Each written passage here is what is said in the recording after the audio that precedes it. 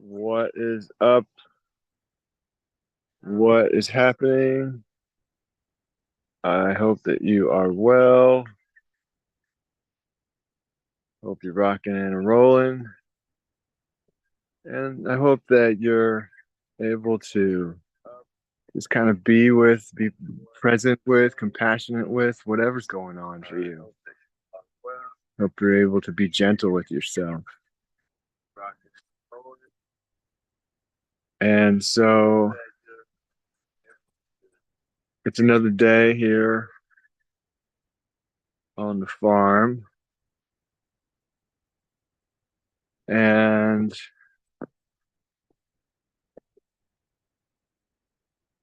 it's time to get the goats out and time to talk about tinnitus.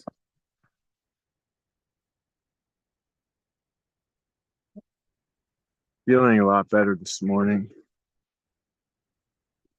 not having any noticeable tinnitus, which is amazing. I've really come a long way over these past, well, 7 or 8 months. It's taken a long time. It's taken a long time. And I've noticed I've kind of started to turn a corner where I've started to think more about my overall health than about the tinnitus. And I think that's something to be careful with, especially if you're highly sensitive. If the tinnitus, if you have tinnitus and it bothers you a lot, and you tend to do a lot of things to try to keep the tinnitus down, is totally understandable. And you can do things like reduce your salt, but you don't want to go without any salt for very long. Some diets call for no salt, like certain shamanic diets. You go on a shamanic retreat, but that's really a temporary thing, as an example. And you want to have a naturopath that you can consult with about all the herbs and supplements that you take and how they might interact with each other. And so I hope that's helpful. I've really been thinking a lot lately about this idea of highly sensitive people and tinnitus. I've been identified as a highly sensitive person for years, something that a therapist pointed out to me. And look at this janky gate, by the way, that I have for these goats, but it works. There's the goats in the background under the pop up. So, yeah, high sensitivity. If you're highly sensitive or if you're kind of even OCD, uh, you might tend to really zero in on your tinnitus, and that can actually kind of make it last longer. And if you don't know what tinnitus is, good for you. But it's that ringing in your ear. Some people pronounce it tinnitus. I find most health practitioners pronounce it tinnitus that I've run into. And so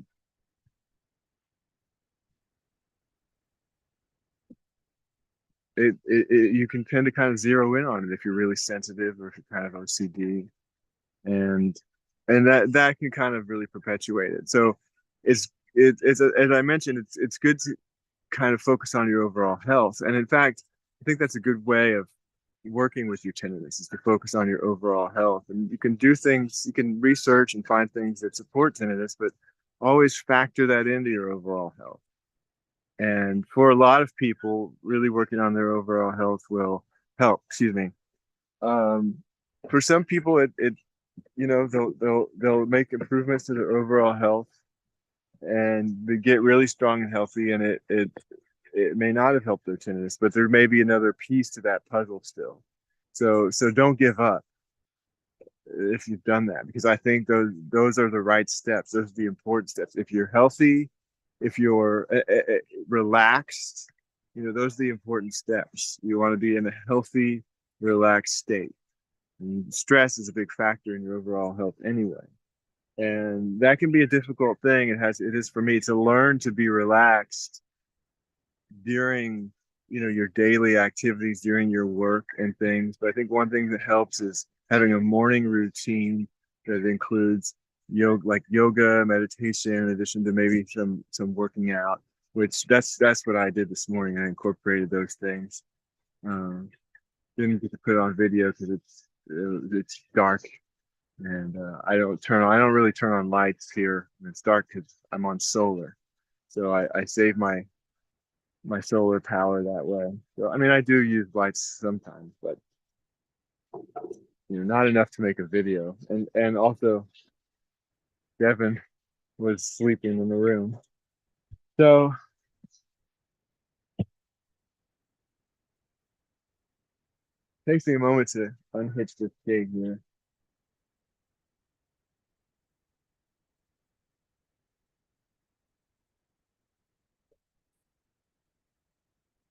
And then I will get the goats out. They're looking ready. They're looking ready to get out. We got these goats back in the late summer, early fall, when about 7 months ago or so, when really I was really in the difficult part of my tinnitus. It was really bothering me. It was really intrusive. I could hear it over everything. I could hear it when I was out here a lot of the time, even with all the nice birds and things chirping. But it started to get better, like a ball bouncing up and down. And I went into this pattern of like feeling it's better and then discouragement, feeling it's better and discouragement, and starting to feel like I can notice that even when it gets re-triggered, I might get a little discouraged. It's still less bad than it was, at its height. Way less bad. So I'm really encouraged that anyone. I mean, I have multiple risk factors. I feel like if I can get better, then most people can get better. Hearing loss, noise exposure, chronic illness. These are risk factors for tinnitus, stress, and yeah, if I can get better, then most people can get better. And if you can't, if to the extent that maybe it doesn't get better, you can learn to cope with it. I mean, I'm not like 100%. It's there sometimes, like I mentioned. So, but I've started to turn a corner where I just worry about it way less. But it's not just getting used to it; it's the volume coming down. That's helped. That's helped a lot.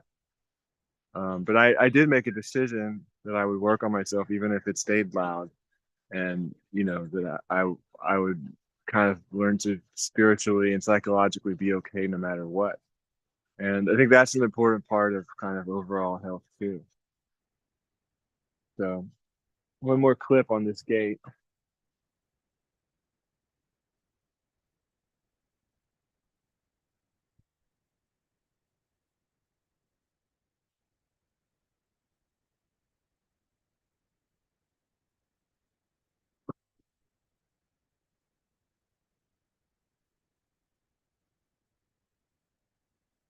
All right.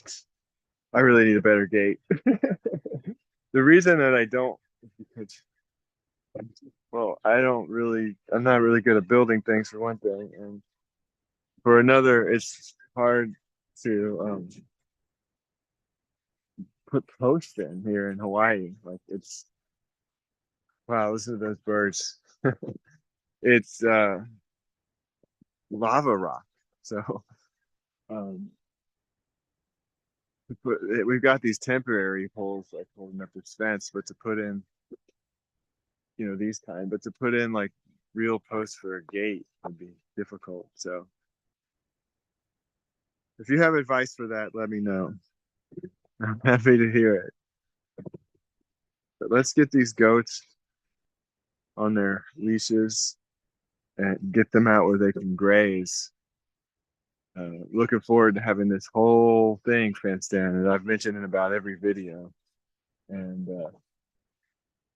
my goal is like within a year to have the whole thing fenced in. I really like to do it a lot sooner than that, but within a year to also breed these goats, and so we can milk them and have baby goats, and they've got some food that we put in there that Pan's over there eating. He likes to eat when people are hanging around. It's funny. Like he likes she likes it if she'll eat a lot if I just stand with her, and she kind of tends to eat less if she's. I've noticed if I step away, but I can still see her. She kind of looks around for me. Um, wow, the moon is out. I don't know if I'm gonna be able to show you that, but um, let's see if I can. I don't think the camera can really pick it up in this lighting, but it's out. So anyway, yeah, there's some food that we put in here, but let's keep them out where they can really graze. Hey kiddos, hey kiddos. All right, 1 second. I'm gonna get them out.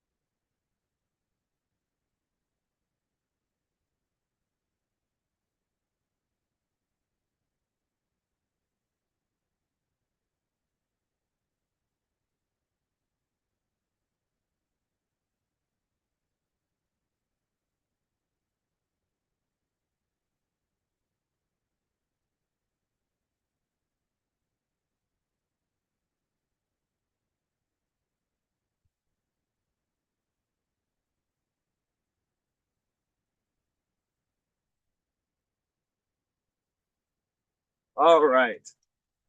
It takes me a minute to do that. I had to put their collars on too.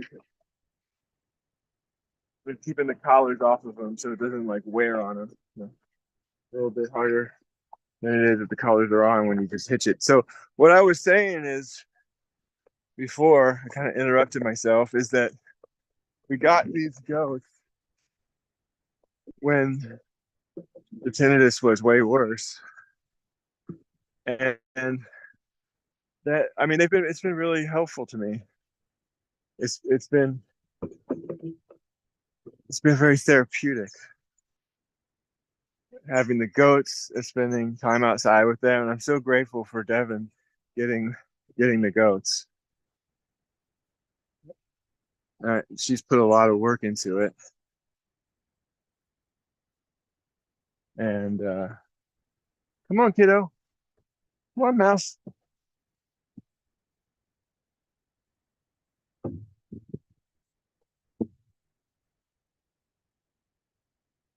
pulling on me.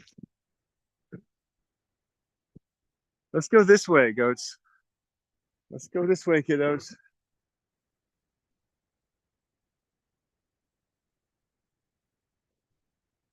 There we go.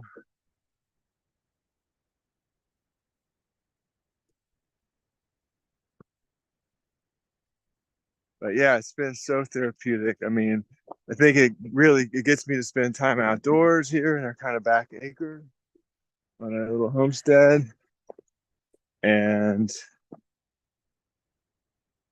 just being around them. You know, Devin mentioned it's like you can feel their heart energy. So it's another thing about being a highly sensitive person. You might kind of feel the vibes of people and animals, and that can be a double-edged sword. I like to say sensitivity is a double-edged sword. I mean, you know, it can be challenging in some circumstances, like being in an airport or something, or just even certain social situations. You know, being around people that are drinking a lot, things like that. So it can be challenging to be highly sensitive, highly aware, but it can also be a gift. So it's the double-edged sword of sensitivity. But having these goats and being sensitive to their loving energy has been a very positive and therapeutic thing. And so I recommend that, spending time with animals. I also I make sure to give my dogs some love every day. And so if that's something you can do, then great.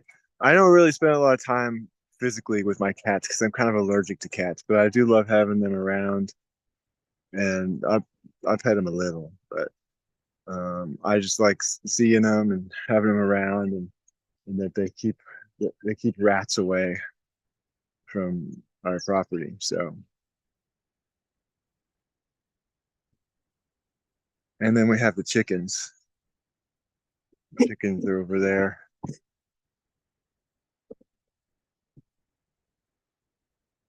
You can barely see them over there under that tree. They're kind of free range chickens right now. And this was all like tall grass. The goats have taken it down, and so there's like things that they uncovered on our this property that we bought. There's a toilet over there that was under all the grass, and there's this old table here and stuff. So, it takes some time. We bought this property a year ago, and it takes some time to get settled into a new house, much less a new property. So, but I'm enjoying being with these goats, and they're just eating a little bit while we hang out here. And I've got these longer lines I can put them on and just like let them be. But it's kind of fun to walk them around, and they like to browse. They call it browsing when goats eat because it's like, especially this one, Pan. She exemplifies browsing because she likes to eat a little here and then walk around and eat a little there, that kind of thing. Pan's the mom, and then Mouse, the gray one, is Pan's kiddo, Pan's kid. But she's growing up. She's not a baby anymore, but I think she's definitely still growing. So it's a beautiful Hawaiian morning. I'm Tom Kirkham, by the way, and I'm a mental health counselor and a spiritual and wellness coach here on Big Island, Hawaii. And I look forward to hearing from you in the comments below, or if you want to comment to me privately, then you could find me through my links. OneLoveHeals.com is my website, OneLoveHeals.com. And I'm on Facebook, Tom Kirkham, Healing with Tom Kirkham. And so lots of ways to get in touch with me. I know that I got a message from my website server that something's going to happen, and I have to do make some kind of change with the server. I'm not that savvy, so it might disappear for a day or something, or a few days until I figure it out. It's pulling on me today more than usual. Um, so, but yeah, there's lots of ways to find me. If you want to comment to me privately. Uh, and so, yeah, I hope this video is helpful to you in some way. And if you want to explore around the channel, I've really been just making these YouTube videos where I just kind of talk while I'm doing whatever I'm doing. And I hope you enjoy it in some way. All right. Look forward to your comments, and I'll see you on the next video. Aloha.